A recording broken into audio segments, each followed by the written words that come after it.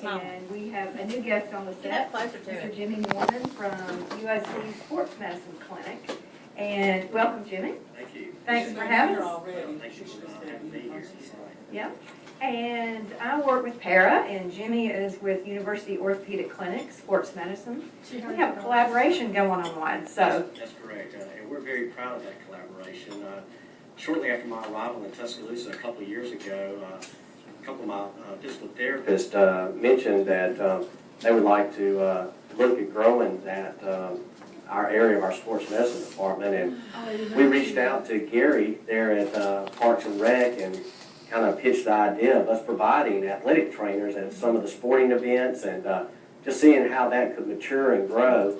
And I think we both have been pleasantly surprised at how that's been received and our ability to provide athletic trainers that on the field and take care of people here in Tuscaloosa if they've gotten injured or hurt while participating in para events. So we're very proud of that partnership and how much it's developed, and look for it to continue to develop over the years. Right. And part of that is it's a requirement.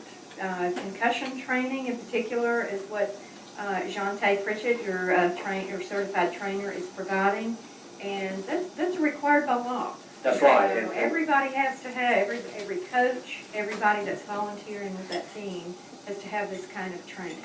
That's right. Jean-Tay has done a great job of coming in and taking over that part and providing the training for the coaches and providing the resources to teach the coaches and make the parents available. We provide literature for both the parents and the coaches to have. And then, of course, we're providing on-site service as well as far as being at games and events. And I was sharing with you before we came on the air, surprisingly so, it's not only football, which you think, well, that's where the concussions are going to happen, and but we've actually seen just as many concussions in softball as well as basketball and baseball. So we're seeing it across all the sports that Para is providing, and you know, it's great that we have Jean-Tay and Countess, another one of our ATCs that comes on site. They're on the field and out there in case something occurs. As far as the seminar and the information that we provide, probably one of the best resources to go to is and where Jean-Tay gets his information from, and I'll read it out to you. It's basically through the CDC. It's www.cdc.gov, concussion in youth sports. And that's where Jean-Tay gets most of his material that he goes over. Obviously, he's taken some of this, put it in PowerPoint, and discusses and shows the coaches what to look for, shows them what to be cognizant of and what to pay attention to, but then also goes over the action plan of making sure, you know, if you suspect something, remove that athlete from play, ensure that they're getting checked out by a healthcare professional, make sure the parents or guardians know what's going on, and never allow that athlete to return to the field until, you know, an appropriate healthcare professional deems it's acceptable. Got that note. Yes, that's right. They have to sign off on that and make sure that they're aware of that. They've got the note. Yeah. So this training, I think we're showing it a little bit right now.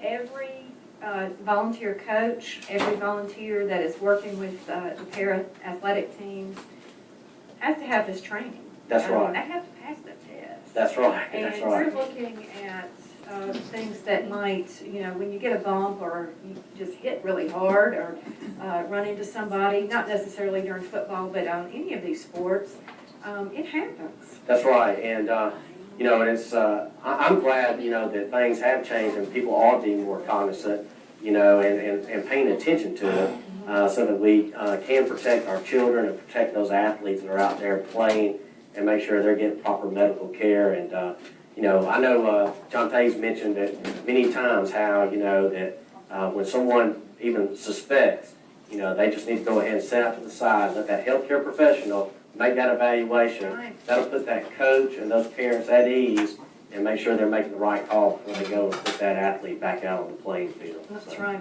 A lot of times our athletes might not want to, they don't want to say anything because they want to play and they want to make the big plays and be the star and all that. So you're trained, through this training that Jean-Tay's providing, it's helping identify things they can look for. Right, make sure the coaches are paying attention to it, make sure they're looking out for the athlete, make sure that they're paying attention. You know, if the player looks, you know, disorganized or not sure where he's supposed to be on the field, or you know, especially in football, and just not even knowing what's going on, you know, that's probably a good sign. Let's pull them off the field for a play or two, and let's get an athletic trainer to come and look at them. Not only do we provide athletic trainers, but you know, here locally, you've got other DCH and Encore, some of these others that provide athletic trainers for the schools. So depending on what event they're in, those coaches and so forth need to look for those athletic trainers to provide that service. But obviously with para, you know, not only do we provide on the field, a lot of times being there and being able to treat, but you know, for those para athletes, we also look to fast track and get those people through our system, and we can get them evaluated at UOC, get them in first thing that morning, or recommend they go on to the ER, to Med Center to be looked at. So it's important to have John Taylor County at least look at your child, or if you're an adult playing softball and took one off the noggin, make sure you get looked at too. That's right. So that's another benefit of the collaboration with UOC Sports Medicine is that immediate attention. If there is an issue that's an obvious issue, John Tay is a certified trainer and can evaluate you immediately. And either call USC, the physicians there, or the emergency room, or just say, you know, sit on the bench for a moment or two, for a play or two. So, so that's a good thing that you all have going. How do people how do you recognize when somebody's had a concussion? Well, I think just as he was showing there on the screen, here they are. From earlier, if you'll pull that information up.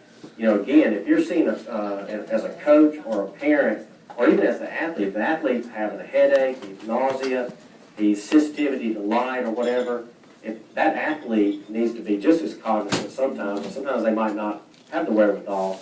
They don't know what the score is. Yeah. You know, they might want to go to the coach or go to one of the assistants there and tell them, Coach, I don't feel right.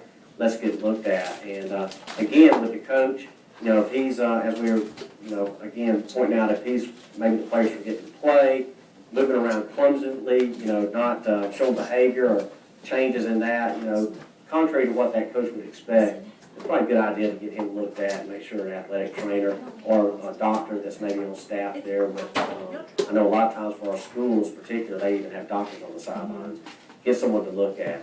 And you know, if you're unsure and you leave that field to play, you know, and the parent has concerns afterwards, you know, get them to a medical professional, go to the hospital, go to the med center, and get them looked at just to make sure. I don't think there would be any harm in doing that. We've been talking a lot with para lately, or there's been a lot in the news lately about all the facilities and everything that we're upgrading. Sure. You know, this is a town of sports and sports champions. I mean, you can't